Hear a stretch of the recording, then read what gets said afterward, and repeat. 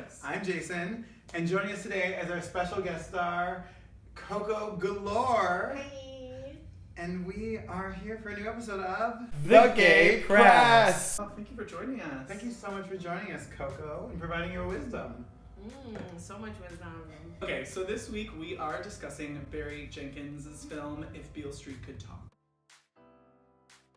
Tish and Fani are a young black couple who are in love in New York City in the early 70s. Fani gets wrongly accused of raping a white woman and gets sent to jail. While there, Tish finds out that she is pregnant and with the help of her family tries to clear his name before the baby is born. I was obsessed with the music. They do such a good job with the score. It really kind of pierces right through and really speaks to your heartstrings right away.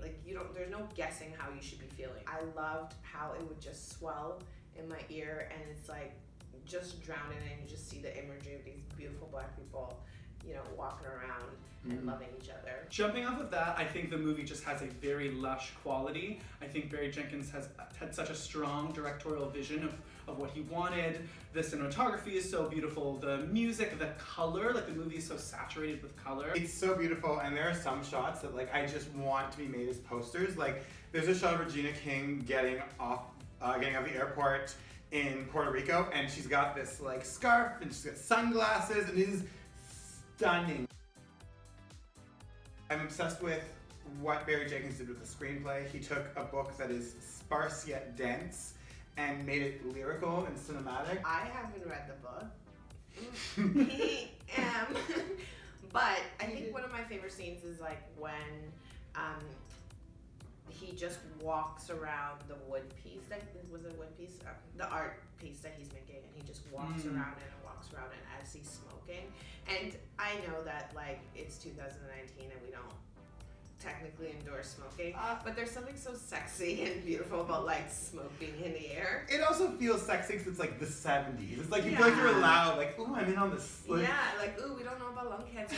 Right? It's such a sad movie, it's such a powerful movie, but it's also so romantic and beautiful and has so much heart. It's not hopeful because it's honestly so upsetting and so powerful, but I think their love comes through in everything. I did also wonder if the ending was an Inception ending though. Well, because we know, factually, that these kind of situations have happened over and over again, and it continues to happen, and we know that they're not happy endings. So I kind of do love the happy ending, but then the part of me that knows real life was is this an Inception kind of scene? Is the thing that is it real, right? Is the thing that it was spinning? Yeah. Hunks and or babes of the film. So let's start with you, Coko. Oh, me? Okay, so I loved everybody because black people are beautiful, obviously. Tiana Paris. So gorgeous in her 70s garb. Yes. Standing strong in her power. How she kind of navigates between being this loving sister but also defending. Oh, so beautiful. And always got love for Regina King. And of course the lead. Devon James, who is our hunk. He's For gorgeous. sure. He is beautiful. There's a lot of close-up of him looking so lovingly at her, and I'm Stefan, hold me! So if you've watched our recent Oscar nominations episode, If Beale Street Could Talk did get nominated for 3 Oscars for Best Score, Best Supporting Actress, and Best Adapted Screenplay for Barry Jenkins. All very deserving. I definitely think it was getting a lot of precursors on a lot of people's lists. So it was definitely one of my predictions. I thought it could have gotten into picture. Barry Jenkins, it was beautifully directed. He could have snuck into Best Director. He was on my list. He was on my list too. Oh my god. Yeah. I would say absolutely cinematography. I think it definitely should have gotten cinematography. This is no joke because for a long time they lit us orange. Ooh. Yeah. So to see a movie where and I felt that when I watched Moonlight, and I was just in awe because it's just, I was wow, like the skin look, the melanin is popping off the screen. I was like, listen, I need to go home and lotion my body. Like, you know? I mean, everyone looks so good. I was like, I have to lotion my body because I don't think I can look nearly that good. The first thing that's worth noting is it's a James Baldwin novel, so he is a queer author, so there is that lens.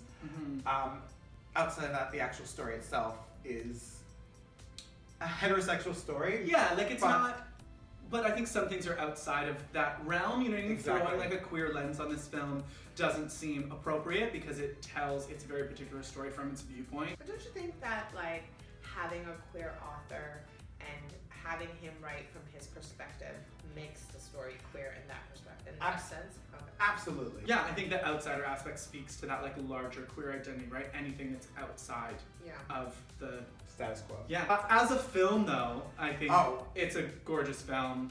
What would we rate it? Oh. 4.5. 4.5. Yeah, I think it's a 4.5. Out of 5. Out of 5. Okay, so 4.5. 4.5. Yeah.